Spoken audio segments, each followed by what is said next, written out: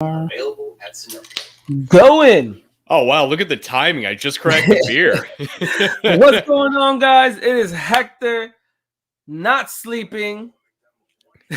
Yeah, hashtag awake Hector tonight. This is going to be We got great. the Shifty Hippo, Colbz from Jack and Can for another beautiful episode.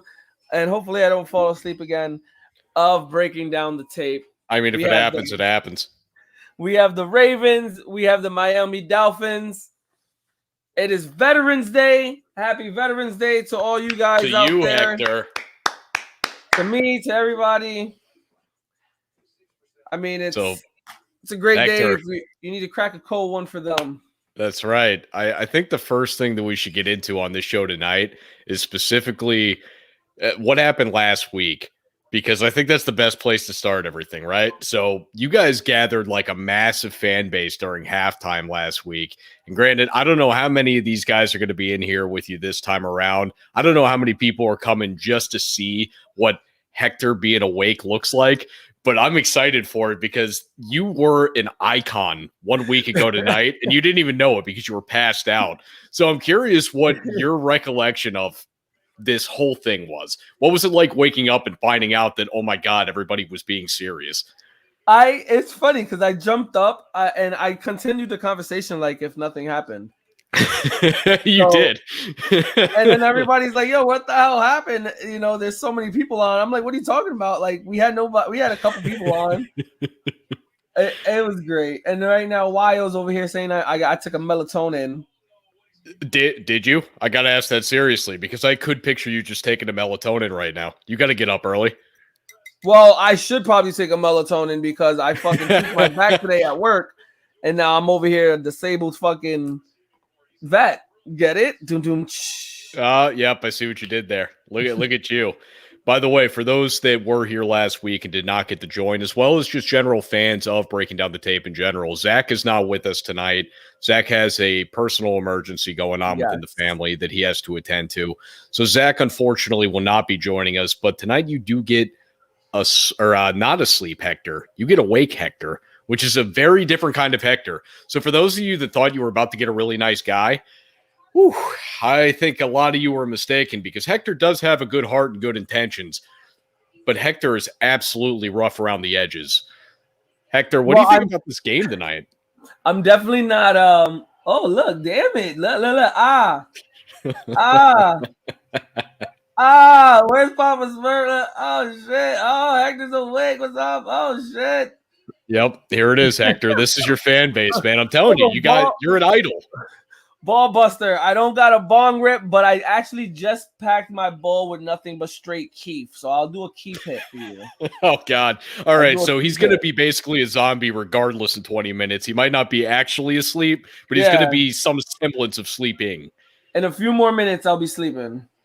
Now, prayers to Zach and Wyo always making Wyo prediction for this game. Oh, yeah, go ahead, Hector. This is what I want to hear. So for this game right now, Miami's not looking great. I'm going to give it to the Ravens. I'm going to give the Ravens 34, Miami 16. I don't hate that, actually. I was going to go more like – actually, I was just going to say 34-13. So, you know what? I think we're about in the same boat here. I don't think we have a lot to look at here. We're going to get the excitement of Lamar Jackson and what he brings to the table, as clearly you're going to see me looking at the television set watching this. But outside of that, I don't think there's a lot more to take from this game outside of just watching the excitement that is Lamar Jackson. What else are you really getting out of this? Miami's terrible this year. Yeah, Miami. I keep saying it, and me and Zach have been fucking riding this train since.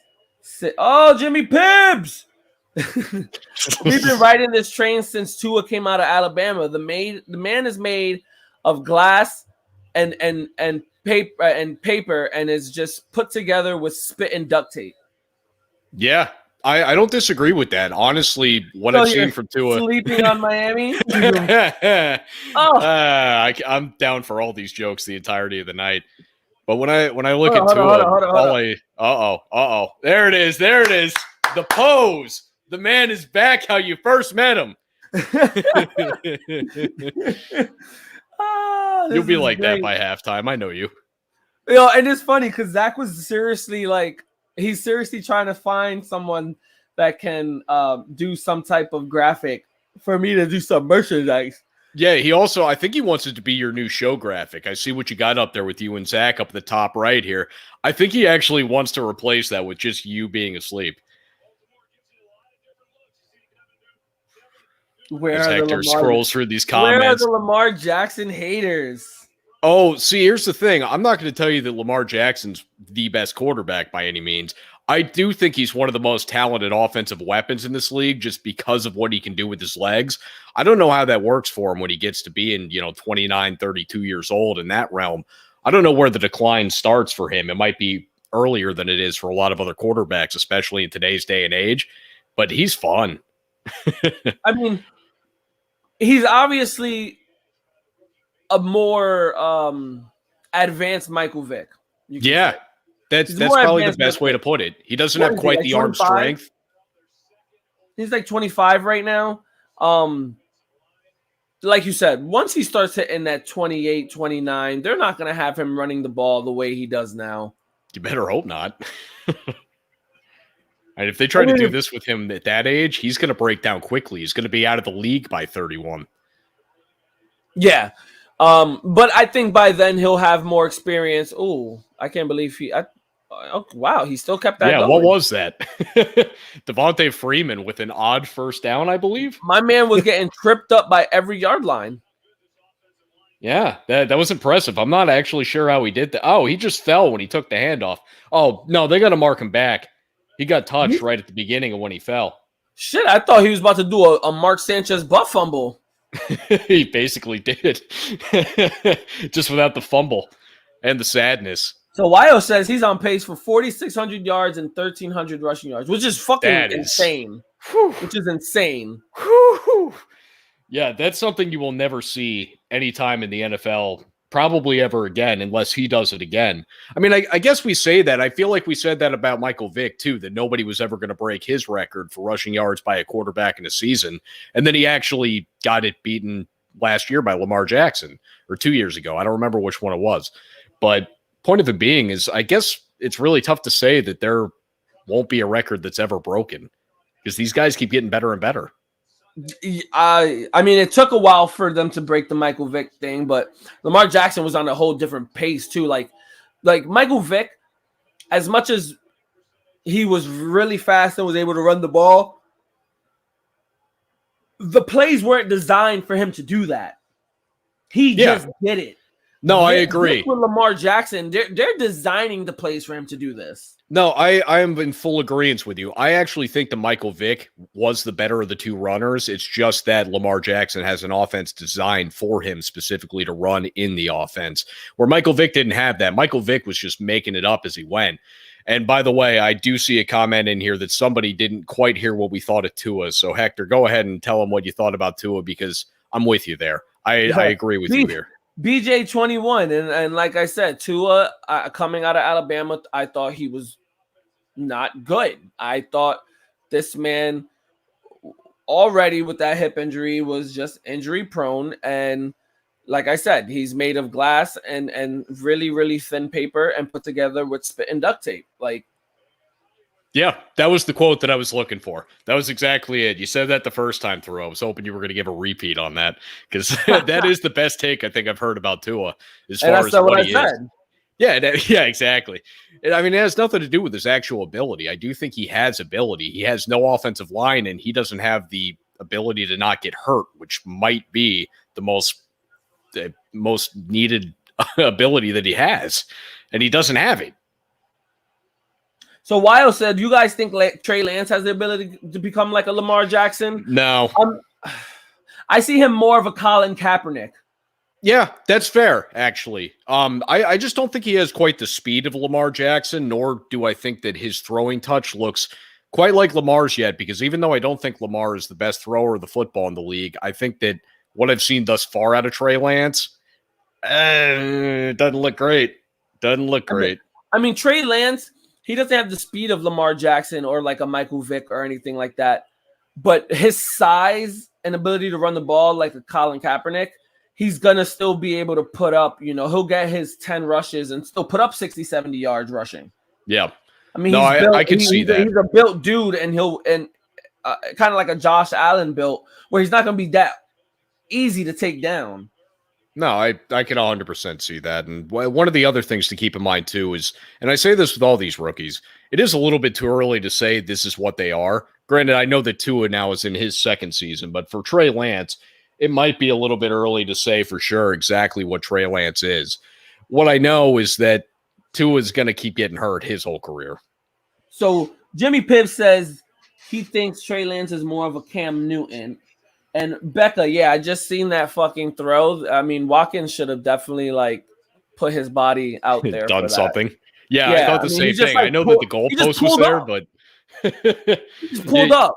You can't be that scared of the goalpost. Like I run into the fence all the time when I play softball. I mean, I'm running full speed. I mean, you're in the end zone, and regardless of the fact, if you're out, you're out. But put your body out there. Fuck it. Now we've seen the most inevitable thing that ever happens in a Ravens game. Justin Tucker coming through.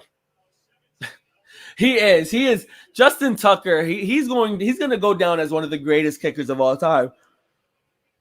Now, Rebecca, I will say, as far as how you missed that catch, I do think it was a hair overthrown, but I still think you got to at least try. That's all I'm saying. She said he's like, nah, I'm too pretty. You don't know this, Hector, because you were asleep the whole time last week, but Rebecca was a really good commenter the whole time that you were out last week. I see that. I don't know anything about her, but I like her comments. So Wyo says Justin Tucker's a Longhorn. That's what we do. Wyo's a Texas guy. Oh, there we go. So anything Texas, this man is going to ride that horn. Yep. See how that's going.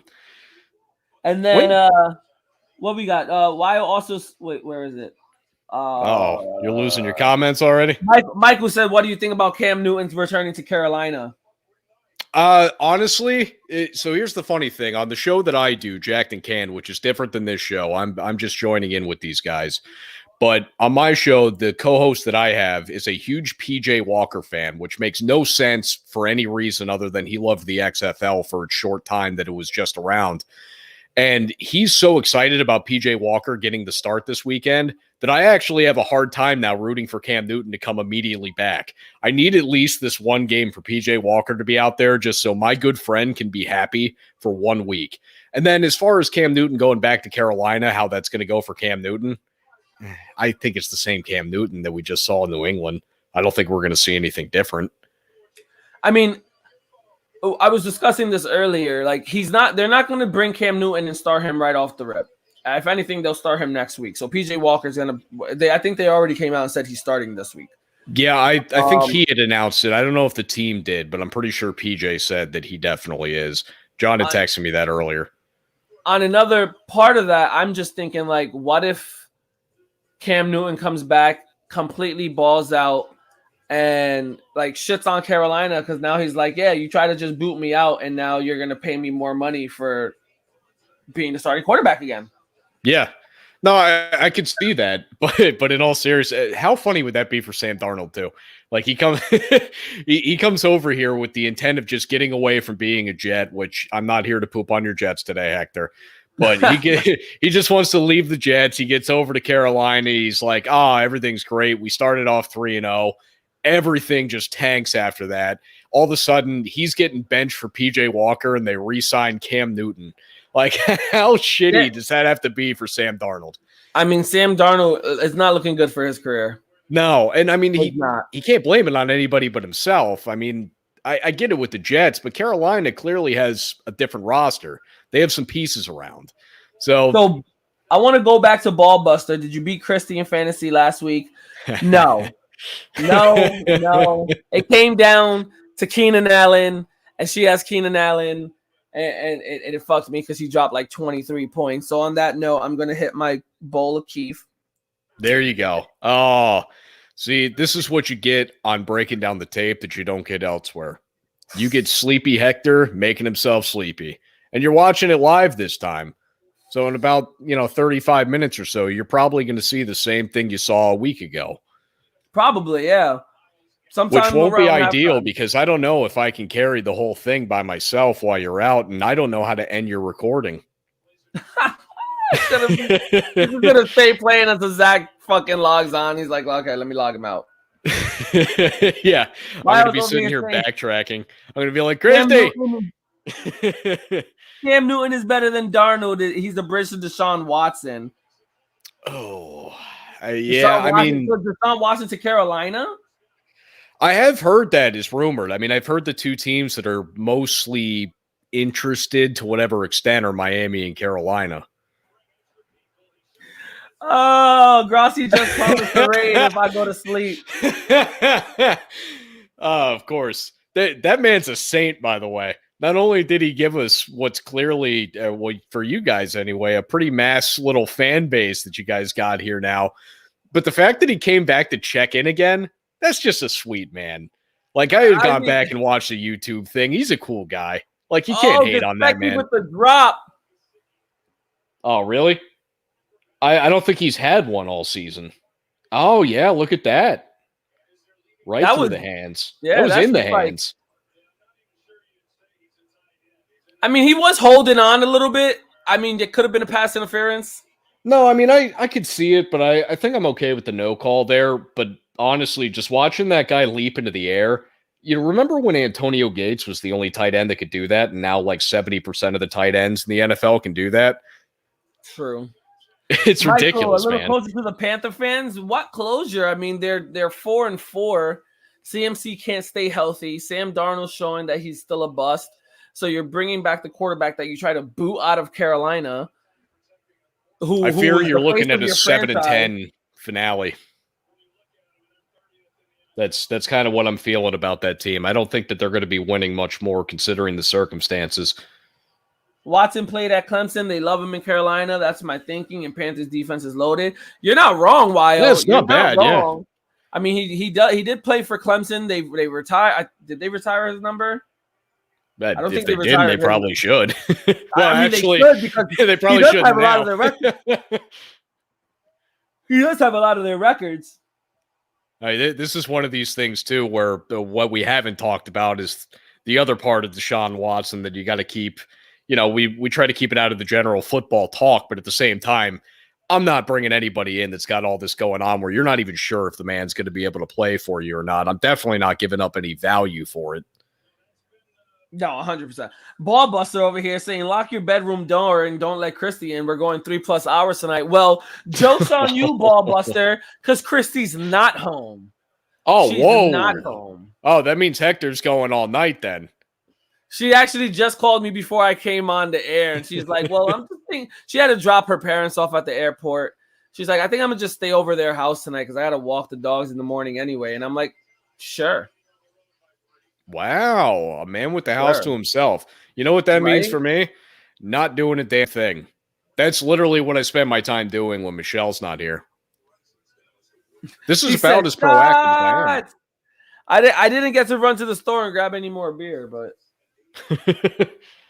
happens. Scott's over here saying Fins by 8. I don't know what the hell you're smoking, but is he saying +8 as in the spread? No, Fins by 8. Okay. No, that's not. No. Come on. We got a Hector 316 all night. Yeah. I'm okay with that. Thoughts on OBJ to the Rams? Oh my God. I mean, he wanted to go to a contender, so he got that. And I was saying this earlier before with some guys. If he can get over his ego of trying to be the number one receiver and let Cooper Kupp just be the number one receiver like he is and sit behind either Woods as a number 3 or even if he trumps Woods and becomes the number 2, I think he'll be all right. But if he lets his ego get to himself and he wants to treat himself like he's that number one receiver he once was, it's not going to work. No, and honestly, I've heard people say that he's going to come in and be the number 4 receiver because apparently the Rams are that loaded. What I'm looking at this as is that the Rams are out here trying to build Tampa West. This to me is starting to look a lot like Tampa West, right? So you've built a team with a lot of free agents, and you've also drafted some of the right guys with a Cooper Kupp. guys along those lines. You brought in a Matt Stafford as your free agent quarterback that's going to take over. You brought in your Antonio Brown now with an OBJ. So I think that the Rams are basically trying to replicate exactly what Tampa did a year ago, and we'll see how it works for them. Personally, as a Seahawk fan, I'm not really that psyched that OBJ is now also on the Rams because I don't really need more people that my corners can't cover anyway. Yeah, that's a lot of speed on the Rams right now. I don't want any of it. I just want them all to go away. So Becca, no one's here to check if my dogs are here. They might be able to. They're not going to wake me up. So if I die, I die. It's like Drago and Rocky. If he dies, he dies. You know, one of the things we talked about while you were out last week was that we thought about just keeping the camera rolling throughout the course of the night and having just a sleeping sleeping Hector cam, so that people could just watch you sleep, because that's what everybody was here for. And the thought is for me this week, if it ends up happening, if you end up actually falling asleep, I just said this like 10 minutes ago, I can't turn this off. So this is just going to be a sleeping Hector cam, because I'm probably going to hang out till, about halftime, maybe a little after. And then, I got things to do. Yeah. Well, I think I have never tested it out, but you can only record on StreamYard, but for so long. Oh, you know what? That is true, because we did that one of the first times the four of us got together. We ended up going, I think it was either 2 or 4 hours to cut you off at. So, yes, I took an L in fantasy basketball to you. I'm 2-1, but I'm coming. I'm bouncing back. I'm gonna beat Chaz. I mean, he doesn't have Jokic for a little bit, so what did you think of that, by the way?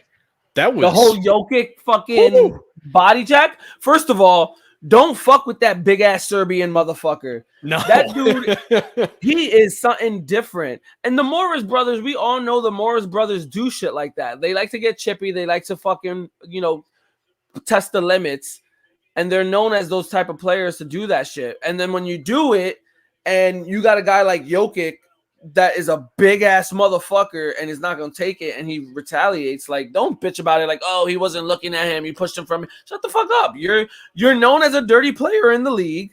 Jokic said, fuck out of here. You're testing the wrong motherfucker. Yeah, no, that's mostly the way that I see it. I mean, I'm not really big on when it's from the back like that kind of stuff, but I also wouldn't necessarily say that that's above what the Morris brothers are about either. So, I mean, honestly, at this point, what I'm rooting for is, you remember the celebrity death match thing that used to be on whatever MTV back in the day? I kind of want a real life version, not necessarily to the death, but MMA style kind of fight, something maybe that whatever that fighting promotion that's got Snoop Dogg always announcing is. I can never remember what it's called. But you get those guys putting together a show that's the Jokic brothers against the Morris brothers. I think we have a fun time there. Jokic Morris, I like it. I'm putting my money on the Jokic brothers over the Morris brothers. That's for sure. Did you see Jokic's brother on the sideline going fucking ape shit? They're crazy people, man. I don't want anything to do with those guys. Not even one bit. Those are those Tyson Fury gypsy type of fighter people. Yeah, it's just they'll go out and just punch their own tooth out just for the fucking fun of it. No, and that's just it. I mean, one of the stories I've heard of the Jokic brothers as children is that Nikola would say that one of his brothers would play a game where he would just basically tackle him to the ground and then take a knife and stab around his head. Oh my god! Those are some brutal people, man. I don't like those games. I don't like anything that might result with me losing an eye. That's a bad place to be. So Michael said, as a Rams fan, I never thought that OBJ could be a Ram, considering his baggage that he's carrying when he was with the Giants and the Browns. With the Giants, he didn't really have too much baggage. It was right toward the end when McAdoo was fucking over the organization that shit started to go crazy. He should have never left the Giants with that after signing that contract. Like I said, it was an implosion of the Giants organization. Would you also remember the coaching scheme then? Because the coaching scheme just had it set where OBJ was just running slants. They took away all the fun patterns because Eli didn't have it anymore. I mean, they were doing OBJ is one of those guys that can do it all type 2. So he can throw the ball, he can run the ball, he can catch the ball, he can do it all. So they started doing those type of trickery plays for him and shit like that. But then he goes to the Browns, and the only reason he really went to the Browns was, one, because he wants to play with Landry, who's his best friend and LSU buddy. And you want to give the chance to Baker Mayfield, but you also got to say, like, it was a 50 No, balls out. issue.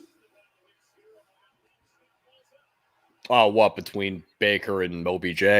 Because honestly, I just felt like Baker always was trying to force the ball to OBJ, and that's why it didn't really work out. I think that if OBJ just fit more naturally in the system, and if Baker just let him be more natural in the system, and again, I think it's 50-50. I think it's on both of them. But I think that it was way too forced as far as trying to get Odell the ball. Yeah. I never understood that. I never understood why, like, or what went behind the scenes that you are looking at it that way, that you have to just go and try to get him the ball. Like, it's throwing off your entire game plan. Hector, I just want to make a quick note here. You had predicted 34-16. Oh, never mind. The field goal missed. I was going to say, if that field goal went in, that would have had the 6. We would have just needed the 4 touchdowns for Ravens to get to 34. And Becca beat you to it. Oh, no. No good.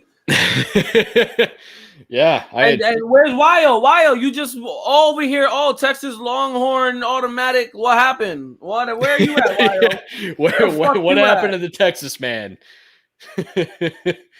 You over here giving the motherfuckers back. I told you, man.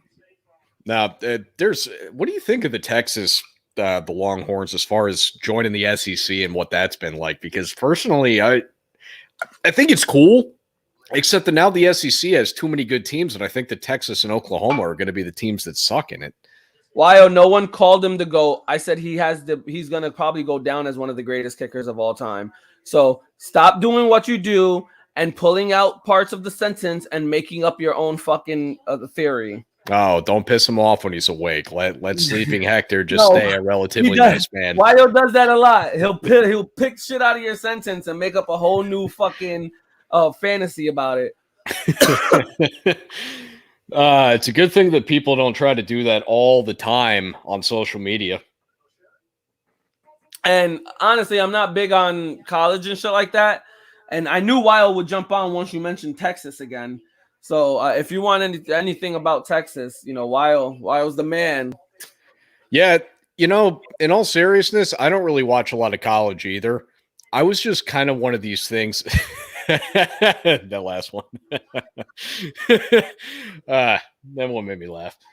When I look at it, though, it is fun for me because the entirety of my life, the SEC has essentially been the best conference in college football. But now that you bring in 2 of the teams that were some of the best back really all the way throughout my lifetime, now you bring them over there too. To me, without even really knowing the teams that well and knowing exactly what every team's doing, like I couldn't tell you what Texas record is right now. I don't watch college football. I'm always at work. I bet Wyo could.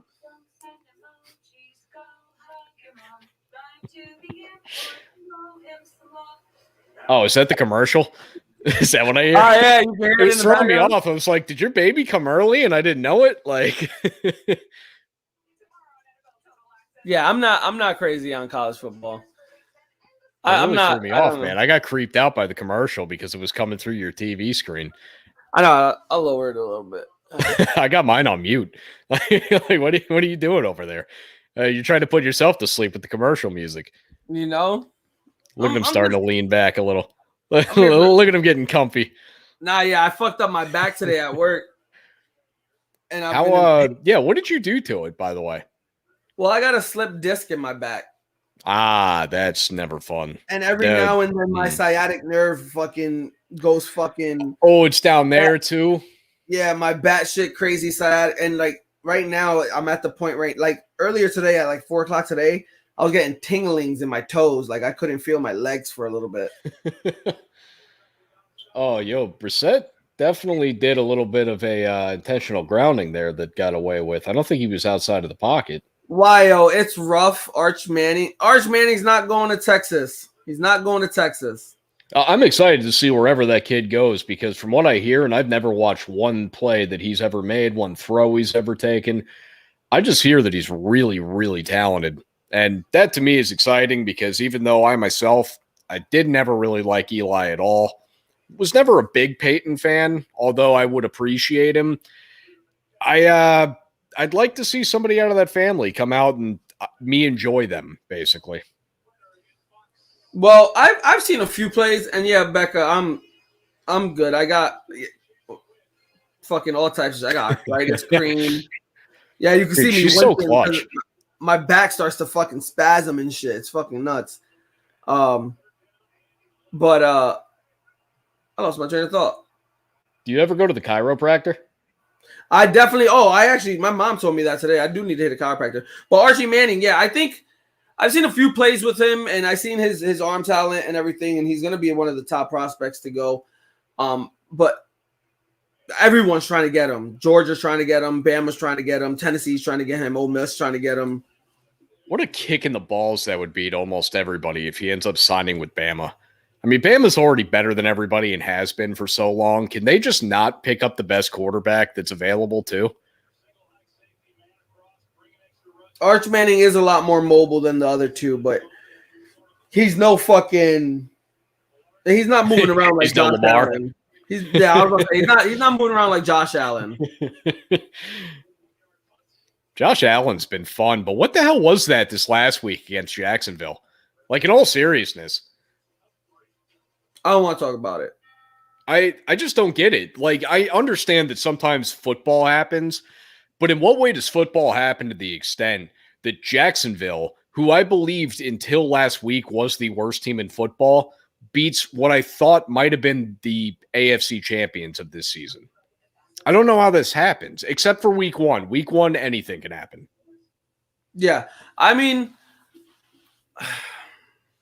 I'm trying to give the Bills the benefit of the doubt, but it gets harder and harder as the weeks are going on in the game. Like, how do you go into that game and you only manage 9 points?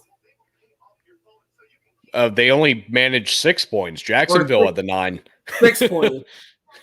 It's just ridiculous to me. And by the way, the Josh Allen beating Josh Allen's a good comment, both because, yes, the one Josh Allen on Jacksonville did all that stuff to Josh Allen on Buffalo, but also Josh Allen himself, the quarterback, does sometimes beat himself. So that could be like a double entendre. You basically just did like an Eminem rap as far as I'm concerned. Josh Allen beating Josh Allen. That had 2 meanings. But while the Bills are not overrated, you're not teaching me anything. You're a Titans fan. You're a Titans fan, and you watch the Titans lose to the goddamn Jets. Yeah, I mean, that's also a good point. But I mean, the Bills are one of those teams that you can expect is going to give you some games every season where they just don't bring it. Same with Tennessee, by the way. So if you're a Titans fan, just keep that in mind. Tennessee is going to have those games too. I mean, I guess there's not a whole lot of teams in football that don't, but I don't expect that from teams like the Bucs, from the Rams. Honestly, the Dallas one shocked me this last week even. That was one that I didn't see coming. This whole week was a week of just fucking underdogs and bust games. But going back to Tennessee right now, like Tennessee is, I mean, they won last week, but how long do you think that's going to sustain without Derrick Henry? That you go out there and you're going to continue balling out with no fucking run game? No, I said the same thing last week, and even though that it impressed me this week, if you look at the stats, and you know what, I don't have my phone right next to me. If I did, I'd pull it up, because I had the stats of just what Ryan Tannehill did, what their running offense did. Their offense didn't do anything. I know that Ryan Tannehill threw for less than 200 yards, and they didn't have, even with all their running backs combined, they might have hit 100. I don't know how they won that game so handily. I have to watch the highlights because I didn't see them yet. Julio Jones is out again. Oh, that's helpful. AJ Brown is in and out from his injuries and questionable half the fucking season. Oh, nice defensive play. Yeah, it was. That was close. That could have been something. I feel like the ball floated too long. It should have got to him with a little bit more zip. Yeah, I agree with that. But yeah, when we look at the Titans, I think that's essentially what we're looking at. We're almost looking at like a Buffalo mirror. There's something that those teams have in common, and it's that you don't know what you're getting from them on a week-to-week basis. So Wyo says Buffalo's too one-dimensional offensively, but you could say the same shit about the Titans. The Titans, well, with Derrick Henry, all he's gonna do is run the fucking ball with the Well, Bills. Ryan Tannehill's that good they're in the gonna run red ball zone. Yeah. But so is Josh Allen, because Josh Allen, he can run the ball, he can throw the ball. No, I agree. Buffalo's good in the red zone, but it is all Josh Allen. Whereas with Tennessee, they do have the other dimension of, and granted, part of this is still to do with Derrick Henry, because you're so worried about Derrick Henry inside the 20 that you're just sending 8 people every time because you're nervous as hell. And then Tannehill's got an open man. But I have noticed that there's a lot of games where Ryan Tannehill's thrown for 4 touchdowns, but only has like 178 yards. And it's just because the red zone threat of Derrick Henry.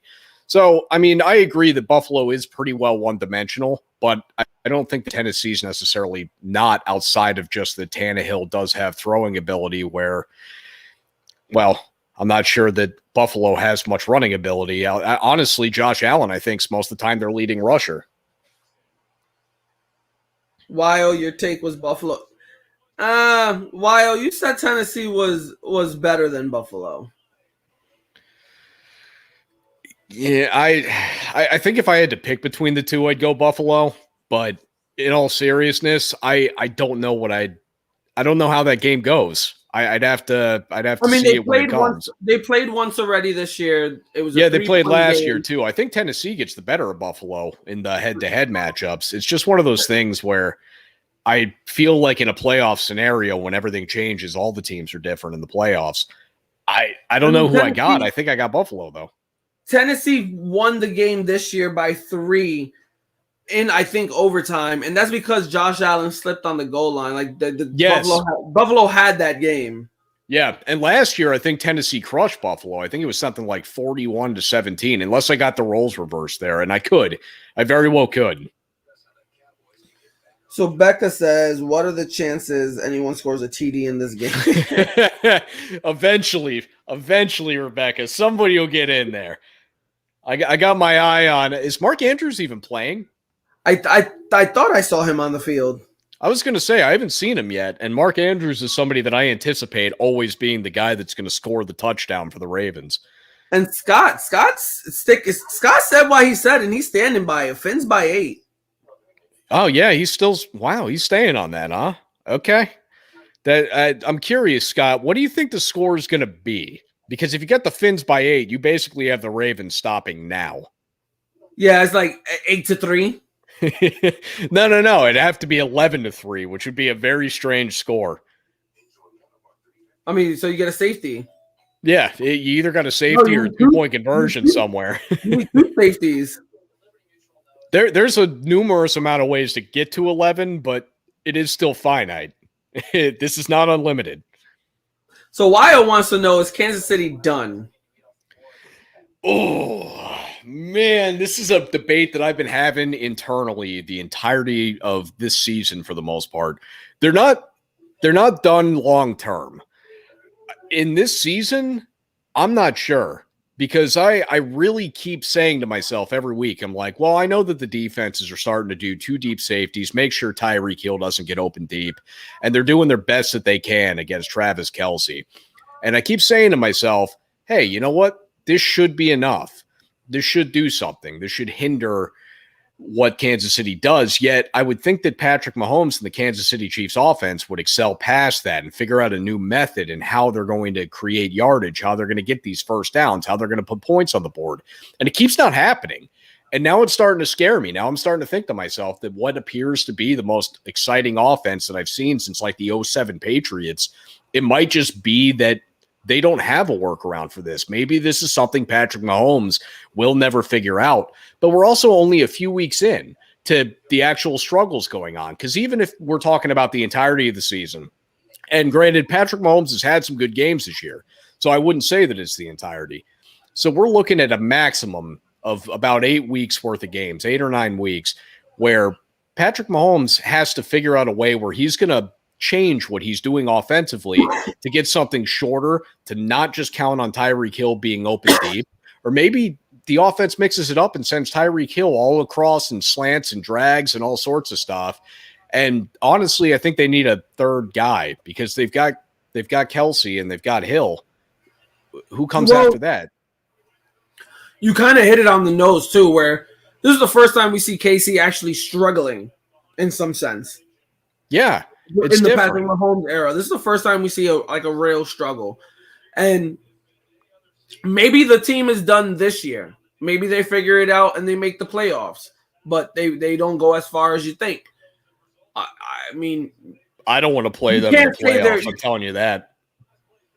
I won't say that they're going to be done like in the long haul, but the season might be a average season. Teams are starting to catch up to them. Teams are offensively starting to do the same shit and defensively knowing how to stop the air raid.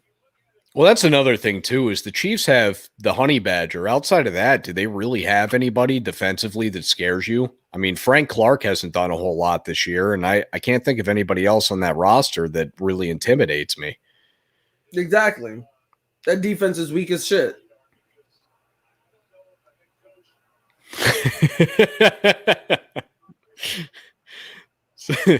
Some of these comments are just so good. These guys know how to put in a good comment. I have to say that they're not even hateful. They're just good. Becca's like, where the fuck is YO coming from? And it comes from Facebook. He's over here on YouTube. So Scott is 26-18. God, he is adamant about this shit. Why did it take him so? Was he crunching numbers? Was he sitting there for the last 20 minutes trying to figure out exactly how this could happen? And he was sitting there like, oh man, how do I get an 8-point differential? I got him with like a probability machine, punching it in there, like he's typing it into some like website somewhere that's saying, how could a score be 8 points? The Dolphins win with a 3-0 Ravens score currently existing. And that's the one that he settled on. It could have been 20-12. Yeah, but also 12's a weird number. I mean, that would mean that we'd have 4 Justin Tucker field goals. All field goals. I don't feel like you keep the Ravens out of the end zone the whole game. Shots. Game point doesn't think people are catching up to the Chiefs. I think it's mostly bad offensive line plus the defense. I agree with that game point. And I know Game Point's one of your regular followers, so I'll give them the quick response here. I do agree. I think that, honestly, the Chiefs' line has really regressed. And as a Seahawk fan, I can tell you exactly what this looks like to me. It looks like Mahomes is trying to do the same stuff that Russell Wilson has to go through every week. And Mahomes just isn't Russell Wilson in that one respect. I think that Patrick Mahomes is a better quarterback than Russell Wilson. However, I think Russell Wilson's better at understanding exactly when a defensive line just swooms in, how you go around that, how you figure out how to extend the play the right way and not turn the ball over. Yeah, this is the first time we see Patty Mahomes like turning the ball over a lot.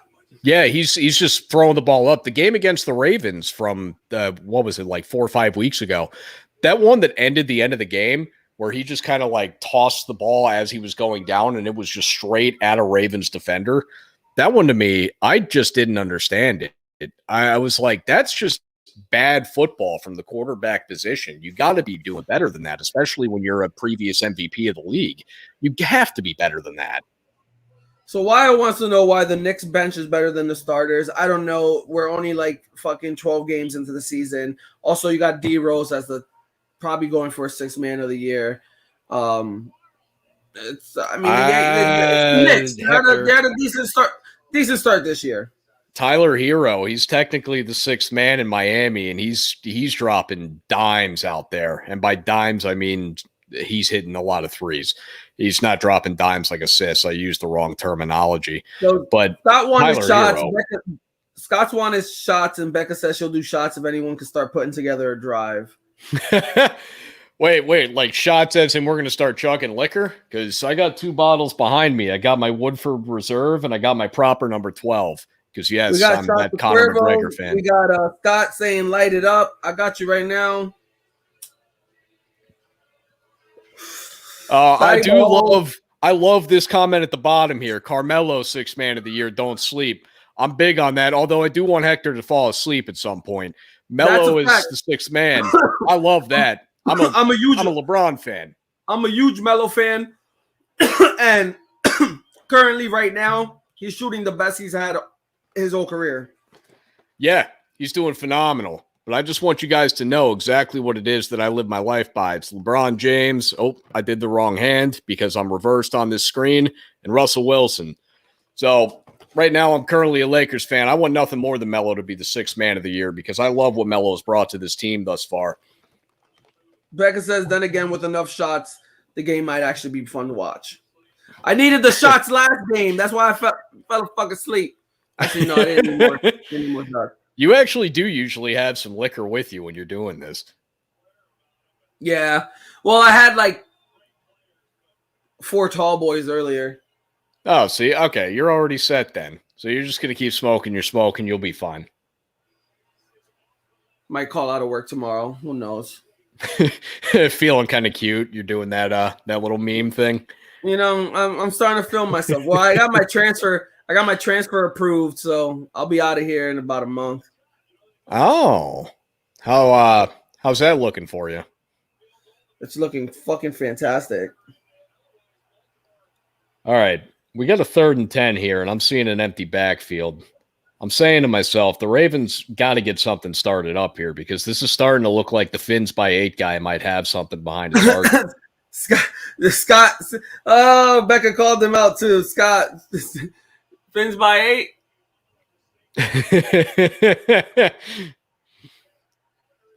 So they don't. They do a short pass. They don't get the first down. I don't understand why they just off the rip. They say hike, and the first look he goes is to the dump off. No, you know, one of the things with the Ravens offense that's frustrating is they tend to try to really rely on the short passing game. And their thought is if that's not there, then Lamar can look deep or look to run. It's kind of the inverse of what you see most quarterbacks that are mobile doing in the NFL, where they look to do the long pass first and then the short pass and then run. It's strange. It's like a reverse order. Becca's slaying them right now. Oh, look, another punt. I like Game Point's comment from a little bit ago. You know what's going on with me. Hello, LeBron sexual. Also keep my stuff. You're 100% why. Yeah, they Brown drops a lot of balls because he's a speed guy. They don't, like you said, they don't have a strong possession guy. They brought Watson in to try to be that guy. And like honestly, Watson, I never really liked him even from back in the day. Like he just rubbed me the wrong way. What do you mean? Like he never really panned out. Like Watson has all the potential to be what he's supposed to be, but he never really panned out. Okay. No, that's fair to an extent. I mean, yeah, you were talking about Hollywood Brown there with the drops earlier, right? Yeah, why I was saying that they don't have a strong possession receiver, and Brown drops a lot of balls. Yeah, which I agree with that. I mean, that's why Mark Andrews is their offensive monster. Although I will say, Devontae Freeman is starting to look like Devontae Freeman of Atlanta from a few years ago. I don't know what's going on there, but he looks a lot better over here in Baltimore. Hell yeah, like Ball Buster said, hit that like button. Beep beep. I like that. Who's the better Harbor brother, John or Jim? I mean, Jim's been in the NFL longer. Here's what I would say. I think that Jim's ultimately the better coach, but John, I think, has the better legacy in the NFL just because of that Super Bowl where he beat Jim in said Super Bowl. So I think John gets a better reputation as far as what people view as a general NFL standpoint. But I think that Jim does a better job of coaching, although it has been relatively disappointing in Michigan. I will BRB and grab a water. All right. Well, I suppose I'm going to talk to the audience, and of course, this is during a commercial break. So why don't you guys come in here with something? What do you want to take on while Hector's grabbing a water, which I don't think I've ever seen Hector drink water. So this is going to be a little bit strange to begin with, and I'm wondering if this is the beginning of him either trying to stay awake till halftime or the beginning of him trying to actually just go and fall asleep in the middle of this, because I know that ultimately what this audience wants is a sleeping Hector. All I heard was sleeping Hector. That's what we're missing, man. I was like, all I heard was sleeping Hector. Look, I was gone for 2 seconds, and Becca's already like, where's he going? Where's he going? Well, I was saying that I wasn't sure if you were grabbing a water so you could try to stay awake, or if you were grabbing a water because you're about to fall asleep, because that's oftentimes what people do right before they go to bed. They grab themselves a water. That is not water. What the hell is that? I just saw that. No, I threw a little flavor in my water, but no, I grabbed the water because I got cotton mouth from smoking too many fucking Keith bowls. And yes, Jonathan Jansen, I did look up urinating tree because so many people said that I sound like him. And damn it, I kind of have to agree. I do feel like he sounds like me, or I sound like him. I guess we'd go that way because I don't have nearly the amount of fame that he does from what I saw from viewers. But yeah, I couldn't help but notice that myself. I think I sound a lot like him. Oh, wow. Hippo got a little fan base too. Shifty Hippo. The funny thing is everybody knows me through you now, so I'm just an attachment of yours. Wyo said Odell Ravens. I thought Odell to the Ravens would have been great too. I do too. Honestly, Odell's a possession receiver with speed. He loves doing those intermediate routes and you give it to him and let him make a play. Yeah, I mean, especially if they're going to be doing this underneath stuff, because Odell Beckham can travel in any place that he has any sort of space. So if you get Odell Beckham the ball on a slant route, he's able to take it 84 yards. It's just a matter of getting him the ball, which is perfect for what Lamar Jackson needs. And like I said, Odell gets used in a lot of like trickery plays and shit like that. And we've seen him even throw the ball. So you can use him you can throw him in so many different looks and formations with Lamar Jackson, and that would have been fucking brutal. Yeah, I don't know if you caught that last play, but Jalen Waddle was just able to success upon him falling down on his route. He fell down on his route, and because of it, it created the space that he needed to make the catch. Jalen Waddle is the only good thing out of Miami right now about that team. That Gesicki monsters, he's something. I don't know. Okay, yeah, you're right, Gesicki.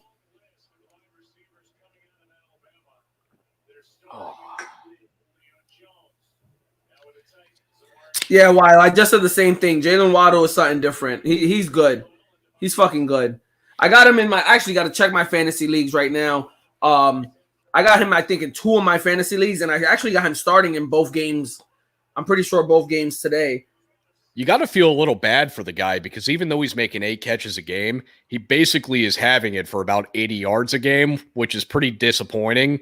And then you look at like a Jamar Chase, who's just out there grabbing all 20-plus yarders way downfield, breaking defenses down, kind of looks a little bit like Tyreek Hill out there, just bigger.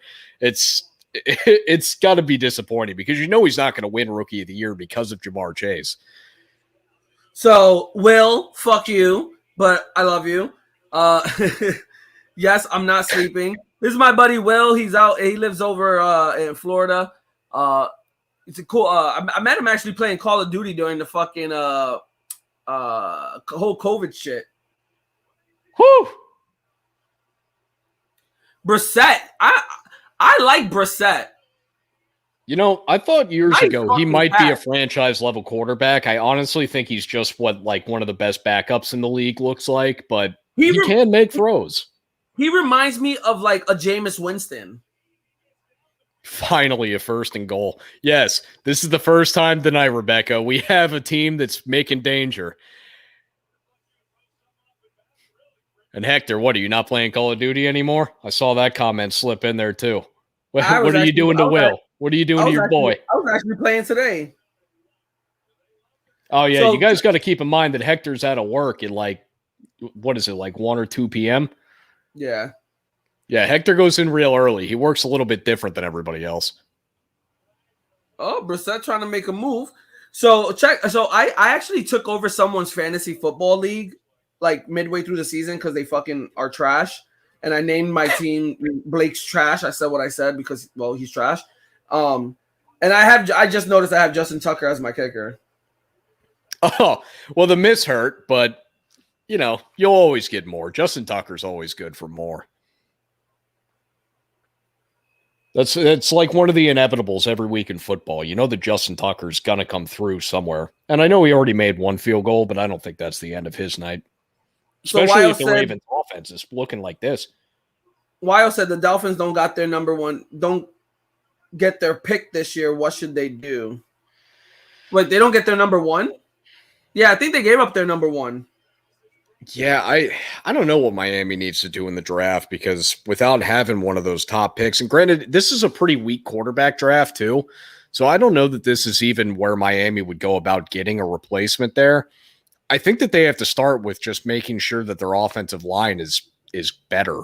Whatever it takes to make the offensive line better than it is. It's better than it was last year, but it's still not good. Yeah. I mean, you're stuck right now with the whole. I do believe they try to make a trade for like Watson or something and get Tua out of there. But yeah, they need to bolster that line. They need a run game. They need something. They have no real like running back. No, they need to go out there and find a running back. Right, Gaskin, that's their running back's name. That guy, he ran the ball last week like 33 times, and I contend that there is not one running back in this league that should be running the ball that often. In today's NFL, it's been proven time and time again, with the most recent example now being Derrick Henry, who we all thought was unbreakable. All running backs can break down if you just continuously hand them the ball. They're going to eventually run into an injury. So I don't think that any team can base their whole offense around one running back. I think that they need to get at least a secondary running back. Well, with Miami, they need two because I don't believe in this Gaskin guy. But even like the Titans, I think they need a second running back just so that Derrick Henry doesn't have to carry the entirety of the load. Well, now they got AP. Yeah, but AP's like, what, 35, 36? Yeah. Well, with Derrick, I never thought Derrick Henry was going to get injured. That shit threw me for a loop. 2 weeks before it happened, I was talking with John on Jacked and Canned. I was talking about how I was starting to believe that even though I kept saying over the course of the last year and a half that eventually something would happen to Derrick Henry, I said, you know what? I'm starting to believe that nothing's ever going to happen to the guy. He's just invincible. And sure as enough, all of a sudden, Derrick Henry done for the regular season. I just don't understand how Tennessee didn't see this coming to some extent. You have to plan for this because you cannot base a team just on one running back, especially if it's the majority of your offense. If your running game is your offense, you can't have one guy. Well, the Dolphins made it 3-3 now. So that 8 points like spread is getting there. But yeah, well, you got the Derrick Henry. You don't think this is going to happen to him. He's a freak of nature, so you don't think he's ever going to really get hurt. But at the same time, like you said, you got to plan to have someone like you look at him, the roster is like Derrick Henry, and then who's after him? Yeah, exactly. And it's got to be frustrating as a Tennessee fan too, because you're looking at this and you're just like, yeah, you almost see it coming. You're like, this just can't happen, especially with the workload that Derrick Henry took on at Alabama. Like he came into the league already running the ball this much because you know that Alabama does this to all their running backs. It's why most of them aren't successful. They're always gone by the time they're 26. So Wild says they got McNichols, which plays, like you said, plays like a James White. Like he says it right there. Like it's that. Who the fuck's McNichols? I mean, okay. I don't disagree with that. I feel like you might have taken it out a little too harshly, but yeah, I don't disagree with you. Do I see another Bills-Jags game with this game? Oh, no. Game Point Live been calling that shit for weeks. Can't have a workload like that and not expect to get hurt. Yeah, like, and it's weird because it was a foot injury. Like not a twisted ankle or anything, just like this weird, awkward foot injury. No, which still does tell you that his upper body is actually impenetrable. Mike White or Zach Wilson? Mike White or Zach Wilson? Hector, you're the Jets man. What do you got? So Wild said Mike White. Oh, well, Salah said right now that Mike White is the starter and going to start this week, and it's his job to lose. But it's also like a one-game differential. Like he can play like shit next game. He's going to start Zach Wilson. Yeah, but what do you think's going to happen? What do you think you see this week out of Mike White? I think Mike White does good. I think he goes out and what we've been seeing from him is legitimate. He goes out and I think he plays good, but we all know that Zach Wilson as the number 2 pick, he's a lot younger. is the future. Yeah, I totally agree. I think that I actually agree with you. I think that Mike White's going to have a good game or two before he ends up being inevitably benched for Zach Wilson to come back out there. But yeah, your future Zach Wilson, it can't be Mike White because isn't Mike White like 30? He's my age, right? He's only been in the league 4 years. But this is his first this is the first time he's actually like got NFL game time. But it's still in all, like, experience is experience. And I think if they go out, they let Mike White play, Zach Wilson gets some, regardless of how you look at it, experience from someone else playing and seeing shit from the sideline. I think he comes back from his little injury and when he does get back into the game, he'll play well. Actually, oh, there's Mark Andrews. Okay, he's definitely playing. I hadn't seen him all game. There it is. That's the offense. Go Ravens. There it is.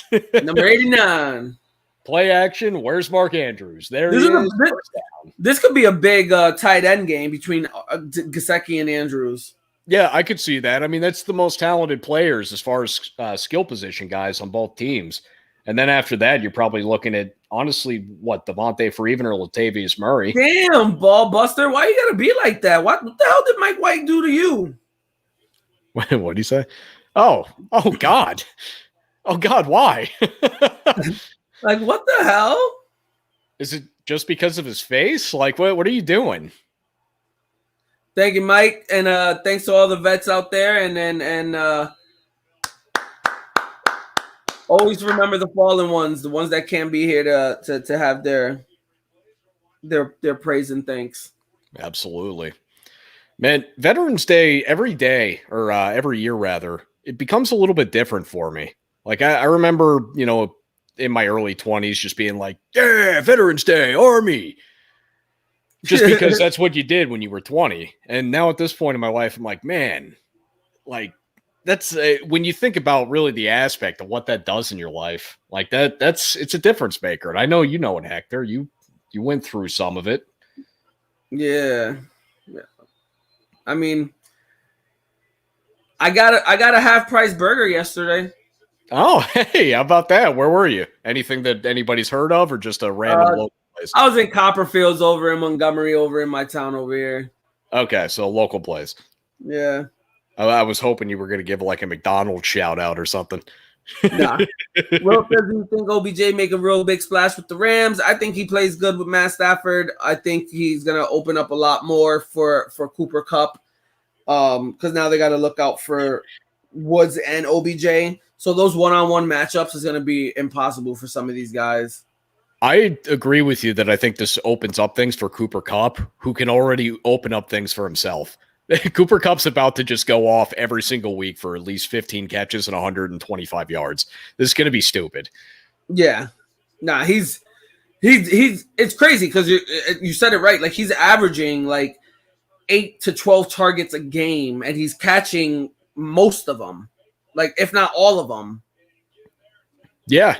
No, that's just it. I mean, Cooper Kupp has some of the best hands in football. Kind of reminds me of, Hector, I don't know if this is a little before your era, but Ed McCaffrey from the Christian McCaffrey's dad. He played with the Broncos with John Elway. He was one of those guys that just didn't drop a ball. Another guy was Musim Muhammad for Carolina back when it was like Jake Delhomme playing quarterback. Just guys that didn't drop the ball, didn't matter what. You could throw the ball anywhere if it was within their realm. It was coming in. Like, growing up, I always saw Jeremy Cotchery on the Jets. Jericho Cotchery. He, for some reason, that man, he caught everything, man. Yeah, he did actually have some splash with the Jets, which was a little disappointing for the rest of his career because I try not to shit on your Jets, but it's rare that a player has his best time as a Jet, and he did. Because I felt like when he was in Pittsburgh and wherever else he was, that he didn't look as good.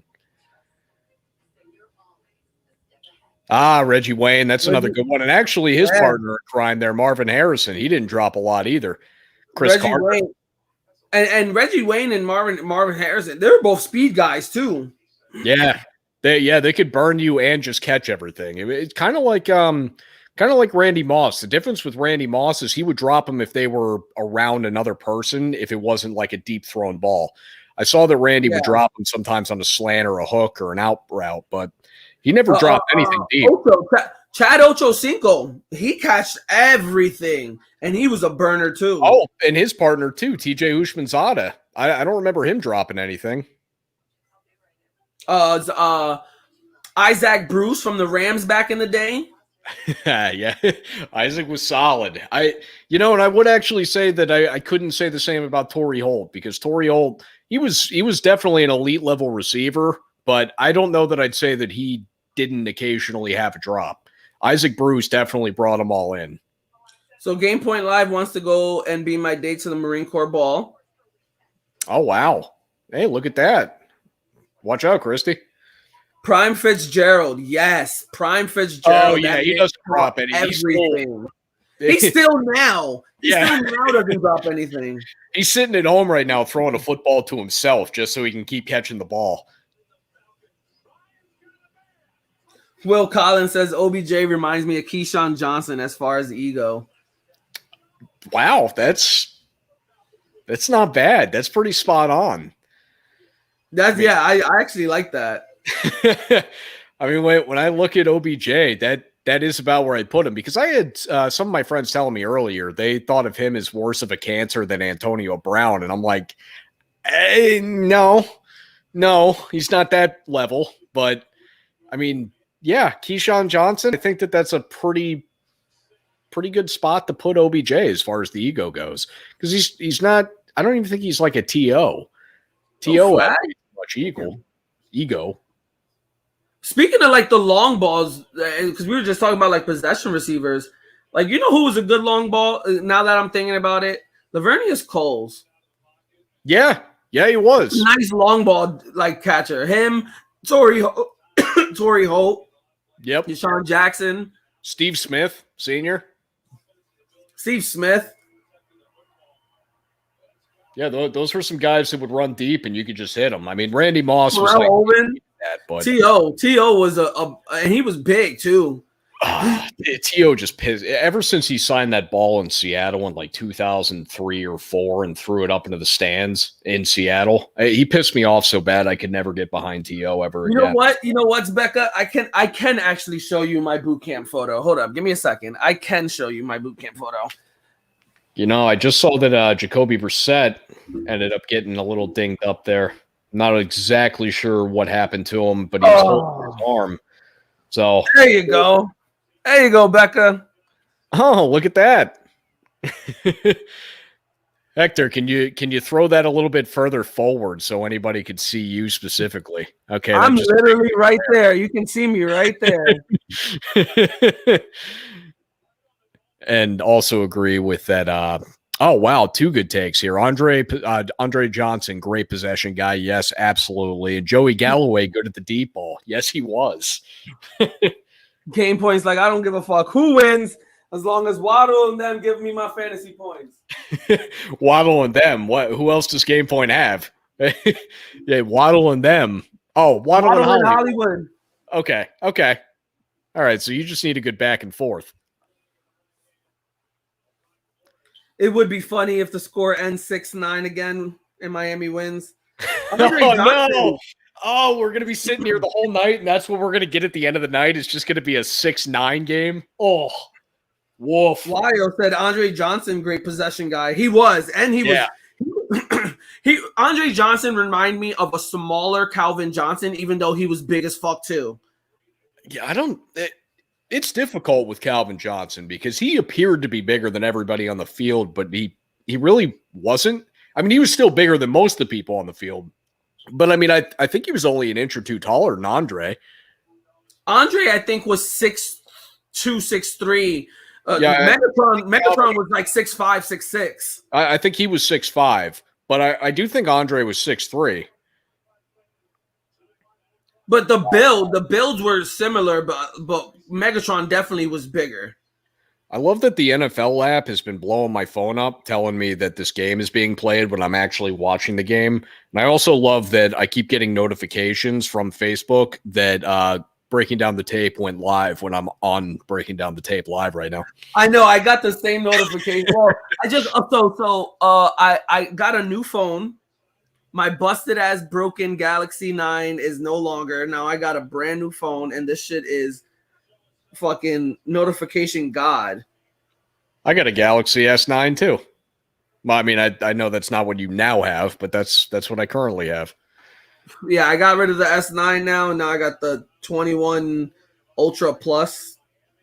Do you ever get it where all your friends that have iPhones just yell at you for having green text? Because I get that every single day. I don't listen to iPhone people. I try not to either. And the funny thing is Michelle's not an iPhone person either. So I don't know what it is in my particular friend group where they all have iPhones except for basically me. And actually John, my partner on Jacked and Canned, he doesn't have an iPhone either. Everybody poops on us just because we won't get an iPhone. Like, no, you can deal with the green text. I refuse. It's half the damn price. So we got 2 minutes into. We got 2 minutes warning.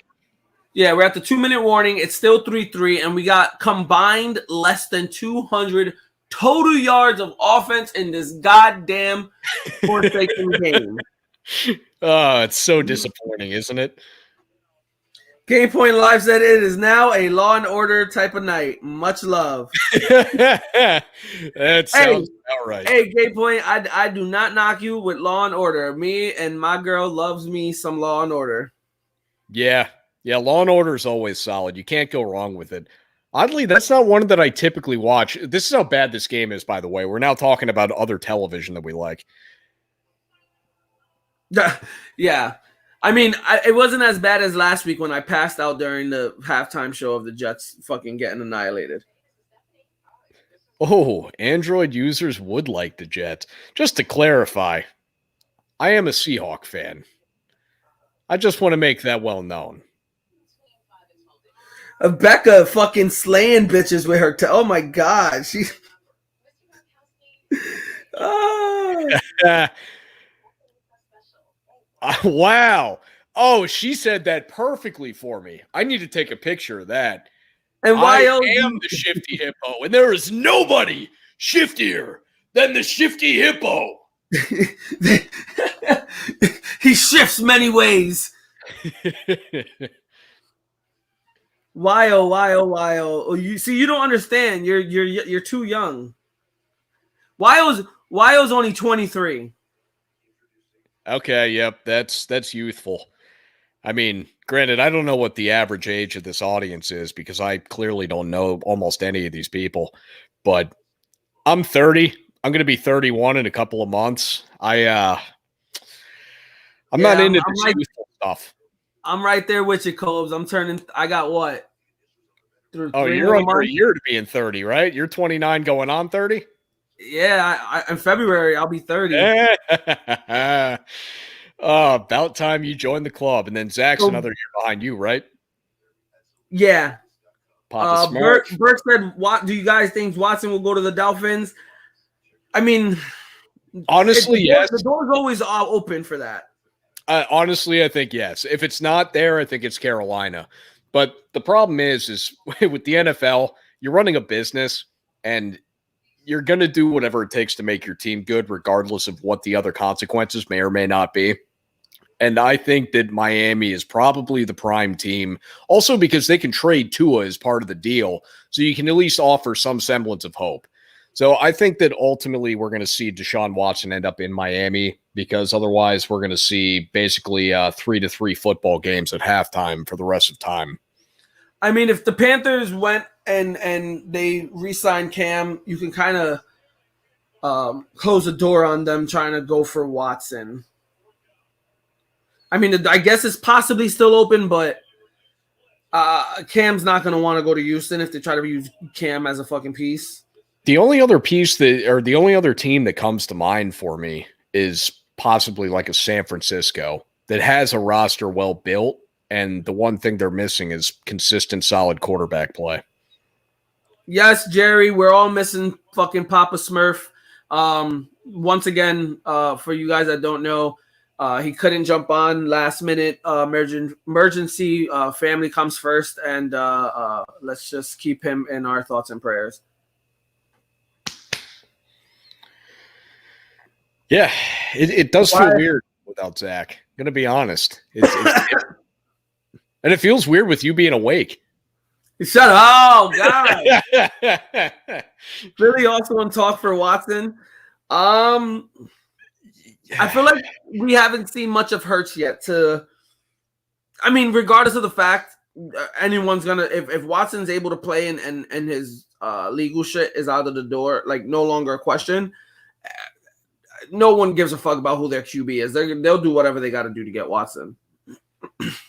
Yeah, I don't disagree. And also, I have to mention, I see that Rebecca says that we are young, so I would like to say thank you because I appreciate that.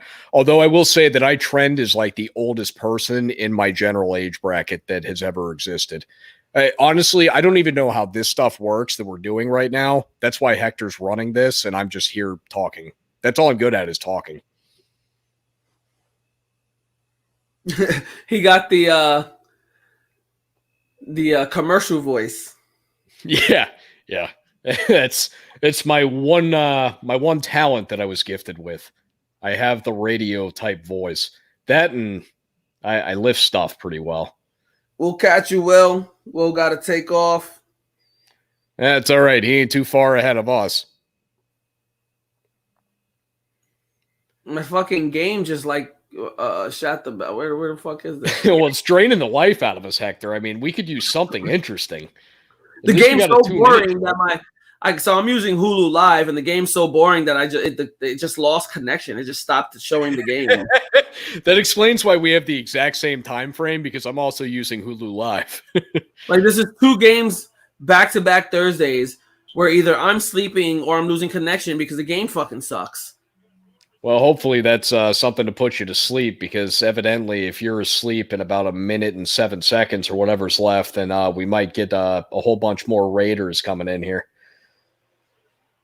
I don't know what the odds are on you falling asleep in that time frame, but we're taking bets. What's the odds? What's the odds, people? Let's go. What's the odds? I got to say, you sound a little too awake for that to be the case. 3rd and 5. What the hell play call is that?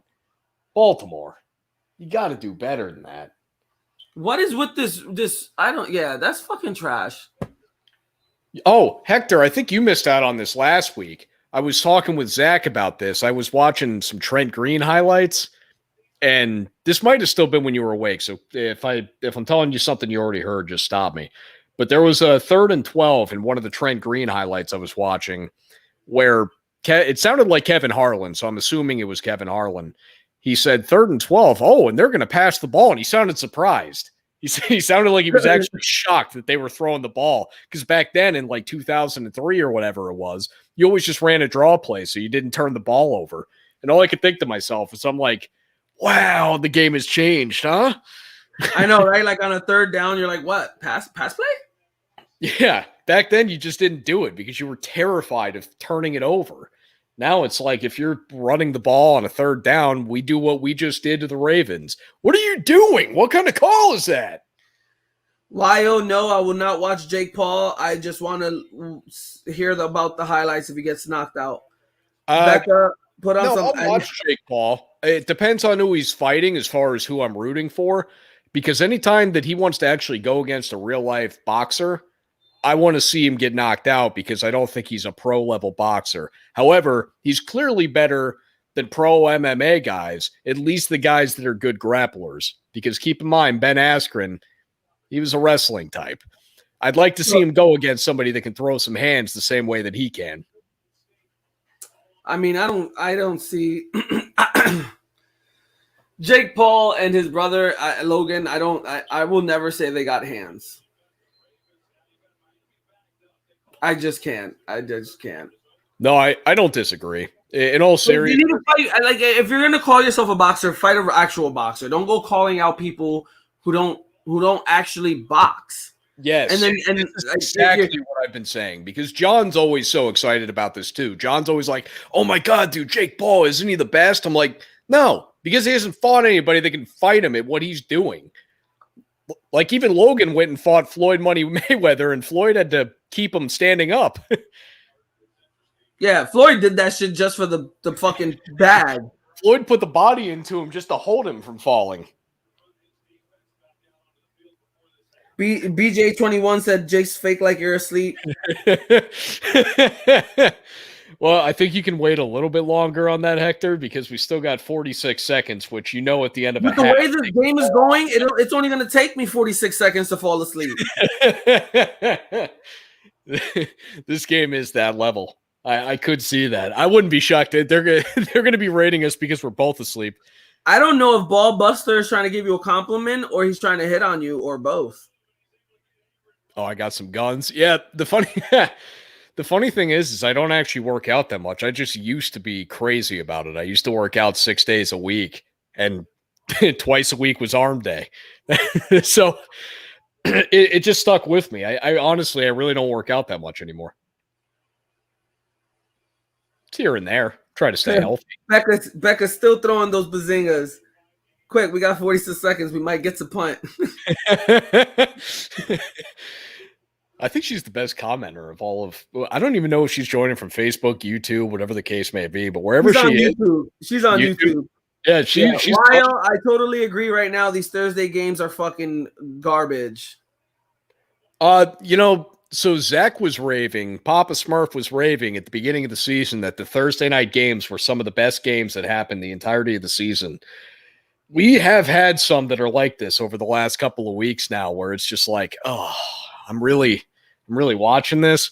Like last week, I was like, do I really got to watch Jets Colts with these guys? And now I'm watching this Ravens Dolphins tragedy. And the only reason why you're really watching it is because it's the only thing to really have on at the time. Like you're using it for background noise. Yeah, what else are we going to do? Next week, Thursday night, we're going to get together and we're going to put on we'll dissect an episode of Law and Order. Right? I'm over here dissecting more of the comments than I am the game. Hey, that's all good. Oh! Becca's shouting out a real play. Oh! Oh my God! Oh my stars! Call timeout! Hurry up! Call timeout! They did. from your one Becca might get her wish. They might just get a field goal. Yeah, if they hurry up offense, they can make this 6-3 at the half. So the way this is going, the game might be 12-6 by the end of this. Yeah, that would be what the pace of the game would say if the Dolphins do in fact hit the field goal, because you got to keep in mind they also have to make that field goal, and in today's NFL, you don't know if a kicker's going to or not. I don't trust any of them. Oddly, the punters are really good now. I don't understand that. The punters have become the best that I've ever seen, and the kickers are the worst I've ever seen. Throw to Gasecki for my fantasy. Burke, wishful thinking. We had somebody out there also that had Waddle, I remember. Was that your boy, Will? Yeah, I think so. Yeah, so that last play was big for him. All right, let's see what Miami's got. We got 25 seconds left in the half. While shouting out the terrible defense that the Ravens are playing. All right, we got a flag down. So he got the first, but I got a feeling that flag might be maybe some helmet-to-helmet kind of stuff or a targeting. Just because it came in high. That's all I'm suggesting. Yep, that looks like that came in high to me. Don't agree with the call, but that's what they call. I don't agree with that if they're going to say some helmet-to-helmet or some shit. I'm pretty sure they're going to call that targeting just because something made contact with his head. So Wyo said there's a kid at SDSU who regularly has 80-yard punts. That's ridiculous. Yeah, I'm telling you, these guys, I don't understand it. All of a sudden, all of these guys are basically European or Australian rugby stars. They're just out there punting the ball. You remember when it was the Colquitt brothers, and they were the only guys that were doing that? Now all of a sudden, half the league's doing that, and the coffin corners. The Jets just went out last year and got Brandon Mann from Alabama, and that kid can boom it. Yeah, they all can. It's ridiculous. The guy I got in Seattle, Dixon, he's one of these guys too. He puts the ball wherever he feels like it, even if it's like 60, 70 yards downfield. I don't understand it. And then kickers, all of a sudden, they can kick it further, but they've lost accuracy. All of a sudden, they're bricking 38-yarders.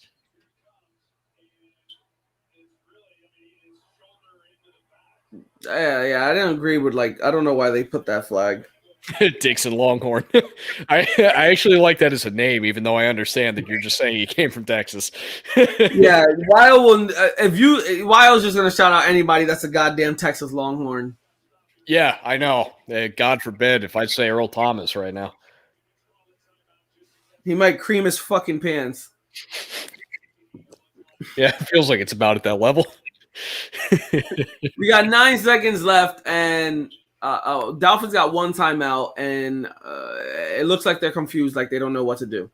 Yeah, it looks like they might be utilizing their timeout just to take a break here because they don't have a play brought in yet. Brissett's only 11 for 21 for 157. Yeah, that's about what you would expect from a Jacoby Brissett, especially with this offensive line. That secondary.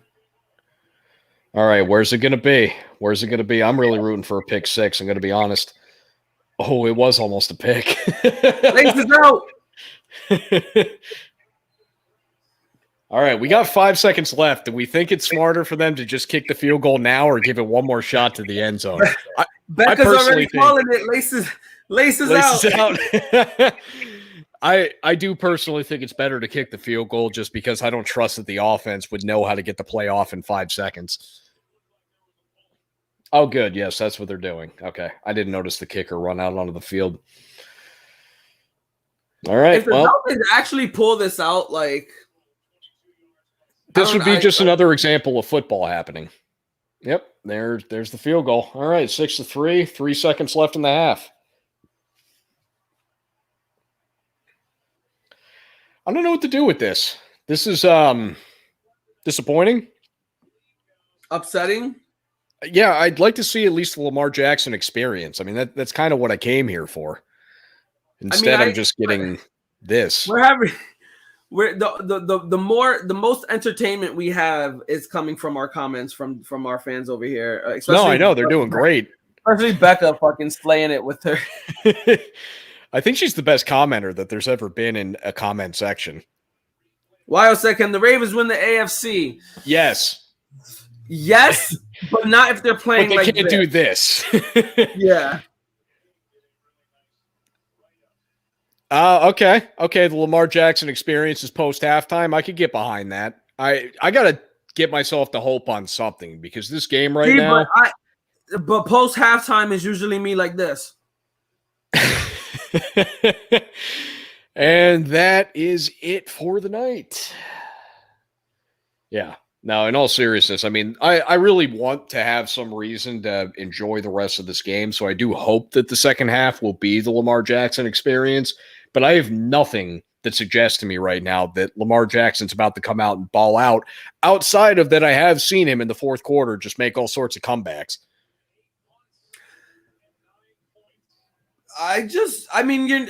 He does have great second half. I like that his jog right now, too. He's got this little, like, tiny jog, like he's not fast.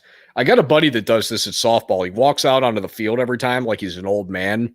And then he swings the bat. The ball always drops somewhere in the right spot. And then the dude's already around second base by the time the outfielders get to it. And then he just limps back after he gets to home plate like he just broke his hip. It's like, dude, can you walk like you actually run? Michael said all Lamar Jackson needs to do is go take a shit and he'll be back. That explains the little trot that we saw there. That was why he was doing that. He's just clenching. Well, I was talking about Heat versus Clippers tonight because this game's too fucking boring for us. Actually, that's probably a pretty solid watch. At least you get some star power over there. Is Jimmy Butler back? I know he was out last night. I think he's still out because I actually have him in my fantasy basketball league and it still said he was out. Sleepy time, Hector? Almost. It's getting there. It would be funny as hell if you just pretended to be asleep right now, but I'm pretty sure this guy has already got eyes on this show to see if you're sleeping or not, so he could send people over to it. So I'm assuming that he's already hearing this going on. I would hope. Yeah, if not, it would be funny as hell, though. Where's Grossi? Let's call him out. It was a Tom. That was his name, Tom? Yeah, it was not Rich. What are you looking up right now? If Jimmy Butler's playing, what are you doing? I did. I was looking up Jimmy Butler. Jimmy Butler is out. Jimmy Butler is out. Does it have any ETA on his return? Because I didn't even know that he was out until last night when I was watching the Lakers game. From what they were telling me, because I actually drafted him in my Astros better than the Yankees. Bust season, Wyo. The Yankees had a bust season. The Astros had a bust season. And you lost to a team that's inferior to you. So, yeah, I can't actually disagree with that. And also just the Astros in general. They have to be the most hated team in baseball right now, even over the Yankees, which is rare. Anytime that the Yankees aren't the most hated team in baseball, that's an oddity. You know what's crazy? Wyo's one of those guys that like to shit on the Yankees because they got the highest payroll in baseball, but they can't win. But you know why? Since 2000, only 4 teams have won more than one World Series, and the Yankees are one of them. Where's the Astros at? Yep. Over the last 5 years, you go to the ALCS 5 times, but you only pull out one World Series in which you have to cheat to win, and yet it still took you 7 games to get there. If you go back the last 20 years, have the Sox won 3? I feel like they have. The Sox in the last 20 years, I think they do have 3. That's it. These guys, I'm telling you, every Boston fan in the world's killing me with this. And I am a Boston Bruins fan, but I have no other real Boston affiliations. With Boston fans, they keep talking about how cursed they are, even still, with after everything that the Patriots have done in the last 20 years, what the Red Sox have done in the last 20 years. Even the Celtics have had a good last 20 years, and the Bruins have a cup too. And these guys are still out here like, well, yeah, this always happens to us when they don't win the championship. It's like, you guys are almost 50-50 on winning these things. So, Wyo, the Yankees haven't been to the World Series since 2009. That's embarrassing. Yes, but the Astros have gone to the World Series how many times over the last 5 years and haven't won one except for cheating. That's embarrassing. Yeah, I can't say I disagree with that. And I'm not really much of a baseball guy to begin with, but I have to say that I've joined onto the Astros hate bandwagon. So Butler has an ankle injury, and they said he's day to day. Rebecca's a Bostonian. How about that? So that makes sense. So at least you have the Bruins in common with me. Your Pats are looking a lot better. They're frustrating. Yo, the Pats actually shocked me because they started off so slow, and then I looked at the record the other day, and I'm like, oh, shit, they're 5-4. Their offense reminds me of like the San Antonio Spurs back when they were good, where it's just like overwhelming. Oh, my God, don't talk about the Spurs. Wyles are going to go. Why? You're making Wyle cream his pants. Yeah, Texas. He literally named his fantasy basketball team Los Spurs. All I'm thinking to myself, though, in all seriousness, I'm watching the New England Patriots offense, and it just seems like the slowest moving, most boring thing I've ever seen. But they have a good defense, and all they need is to just do a little bit more than the other team. That's all. Please talk about the Spurs. There it is. I don't have anything on them this year because I don't believe that they're any good as far as the last thing that I saw from them. Granted, I haven't even looked up how good they're doing, so I wouldn't be able to tell you necessarily. Oh, Wyle will tell you exactly what they're doing. Oh, I'm sure. I'm sure that I'm about to hear exactly what the record is and why they're good. But, I mean, the Spurs from back when they were in that prime of, you know, Manu, Tony Parker, Tim Duncan, that era, it was hard to watch, man. This is what gets me, too. So Wyle will bash me for living in the era of watching my Yankees win 5 World Series growing up. But God forbid we bash him for living in the era of him watching the San Antonio win 5 chips. Oh yeah, that's so right. They did. So it's bad. He'll bash me for riding those chips, but he'll ride those San Antonio chips. Mac Jones needs to have an MMA career with his leg lock moves. I like that. Wild. I've been alive 29 years going on 30, and the Yankees, since I've been alive, have only missed the playoff, I think, twice. And once in the last 20 years. Suck on that. Oh, Jesus. No need for that. No need for that. And the one year that they missed the playoffs, they still had a winning record. Still? Yeah, that year they had a down year. It was considered a down year for them. They were like 87 and 73 or some shit like that. Dude, your man's going to go with you the rest of this night on this debate. Oh, trust me. Meanwhile, I'm about to hit him up on the glide right now. We be battling it out all the time. We be going at it. This is just a Texas versus New York thing. Wow, just thinking about that. Those are two very different states, huh? See, he's within payroll. If your team fucking wins, they win and they make money. Highest payrolls in all of sports. Cowboys, Yankees, Knicks. You don't see the Knicks winning until recently. The Cowboys can't go anything better than a fucking 8-8 record. I think the Cowboys are going to do better than that this year. I'm just going to toss that out there. Damn, Becca's a Bostonian and a military spouse. Oh, see, she just keeps getting cooler and cooler. I honestly, I don't think I've ever seen anybody in a comment section I like more. You can't debate basketball and baseball. That's debating apples and oranges. Oh, God. This is going to be the rest of the night. See, this is what you guys get when you get an awake Hector. You thought he was really cool when he was sleeping. You came in here now, and he's just going to debate with somebody in the comment section all night because he has to prove that New York is better than Texas. Well, Jeter's not a home run hitter, dumbass.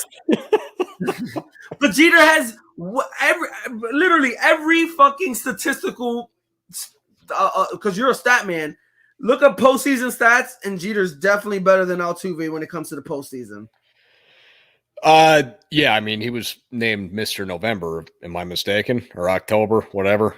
What do I know? I don't watch baseball. He's Mr. November. Yeah. Mr. October's Reggie Jackson. I grew up a Rays fan. We didn't have a whole lot going on. Anyway. What you thinking, Hector? I mean, I got nothing else for this. I got nothing else for anybody tonight. Hey, if you want to shut it down, I'm down to shut it down. I heard Michelle got home a little bit ago. I can go watch some TV with her. If you want to keep going, I'm obviously here with you. Anyway, thank you guys for being here. Next week, Thursday, we'll be here live again. I don't know if the Shifty Hippo will be here live next week. Yeah, I'm not sure if I'll be here or not, but if you guys need me, just let me know. Please like, share, comment. Let everybody know. Thursdays, breaking down the tape. Zach will be here next week. Hopefully. Got to talk to him. And just a shout out to myself. Go ahead and make sure you check out Jacked and Canned, where you get me and my podcast with my podcast partner. We're just good friends with the guys from Breaking Down the Tape. We like to have fun. Hey, Grossi said he might rate us at the end. Well, we're already at the end. He just wants to do it at the end just to be a-hole to us. I was going to say, I'm not staying like up. Style. I'm not staying up a whole extra 3-hour episode like last week. Hector, you were asleep through 2.5 hours of that 3 hours. What are you talking about? I'm not staying up another 3 hours again. Hey, I was only asleep for about 25 minutes. I feel like that's not true. Oh, he said end at halftime he might raid. Oh, wow. I'm wondering if that's dependent upon if you're already asleep or not still, though. See, here's the thing. If I knew for sure the people were going to be coming in here at the end of halftime, I'd say, you know what, Hector, let's hang out, maybe do like half of the third quarter just to appease a new audience. But if this is going to be something where the end of the half comes, here's the key, Hector. At the end of the half, if you see a swarm of comments here that say raid, that's it when you know that it happens, because that's what happened to us last week. That all of a sudden, just we were about to sign off. Literally, we were doing the goodbyes, kind of like we just were. And all of a sudden, we just saw raid all throughout. And that's what kept us there. And inevitably for the rest of the game, because you being asleep became a total internet icon. A fucking internet sensation. Yes, you did. You became. I got no followers, by the way. I got no followers. Yeah. So honestly, Hector, at this point, I say we stick it out to the end of the half. We see if we get some new friends. If not, we'll just call it right when the half starts up. If we do, hell, man, we don't got to go long. Just to about the end of the. Just give it a few more. We could just go until like mid third quarter. That won't be too hard. That's something where we can give a new audience some type of semblance of what you are, what I am, what we do, because we're always hanging out anyway. We do episodes together all the time. I'm alone by myself tonight. Like I got all the time in the world. Oh, see, perfect. Rebecca says, "Tell us where to follow you, Hector. Why don't you start off? This is your show."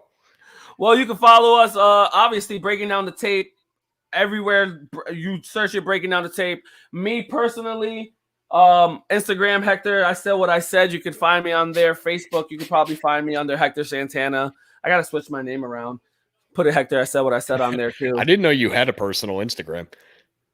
Yeah, I got my personal Instagram, but then me and Zach also, we share, we co-share the fucking Breaking Down the Tape shit. So, like, I can jump on the Instagram and the Breaking Down the Tape Instagram and Facebook shit at the same time. And as far as me, you can find me and my particular podcast partner, John, on Jacked and Canned, anywhere that you get podcasts, doesn't matter, Apple, Spotify, anything, as well as Facebook, Instagram, and also Twitter. We are all over the place on social media as well. That is Jacked and Canned, as in Jacked, like Jacked, and, which is spelt out, and Canned. See, why I was just trolling. Why I was just trolling. Don't disrespect the greatest closer of all time. That's some disrespectful shit. Wait, what? Why I was just trolling. He's talking about Mariano Rivera. Overrated. He's the best closer of all time. Me as a non-baseball guy knows this. The man had one pitch. He had one pitch. He told you what was coming, and you still couldn't hit it. All right. So we got a false alarm tonight. Grossi said last raid, it is not yield, so might be for. Hey, we were just lucky to be the first raid last time. Yeah, that was cool. This has obviously been a nice experience. We've gotten to meet a lot of new people here. Obviously, this has been fun for both of us. So, hey, we don't have to be in a raid every week. We can have some fun with it. Zach's not here. Zach's a lovable man. Yeah. Everybody did love themselves some Papa Smurf last week too. So that's something that everybody's missing tonight. Although they have gotten to know what you sound like when you're awake. Yeah, not just. What do you want from my life? That's a pretty good depiction of yourself there. Yeah. Julius Randle is a bum, can't perform in the playoffs. Dude, this guy. I'm not debating on that. I said like the season. I think he'll still ball out during the season, but I need to see what he can do in the playoffs. If he doesn't do it in the playoffs, then yeah, he's a bum. That's about how I'd put it too. Oh, yeah. Good. We love Awake Hector too. Oh, look at that. Look at that. They actually like you. Yeah, it's just because it's Veterans Day. I know, right? All right, guys. Well, since we're not going to get rated, I'm going to take my fucking ass to bed and pop a fucking Advil because my back's fucking hurting. Cool. That's it. I said what I said. Shout out Aviation American Gin, our sponsors. And see you guys next week. Have a good night, Hector.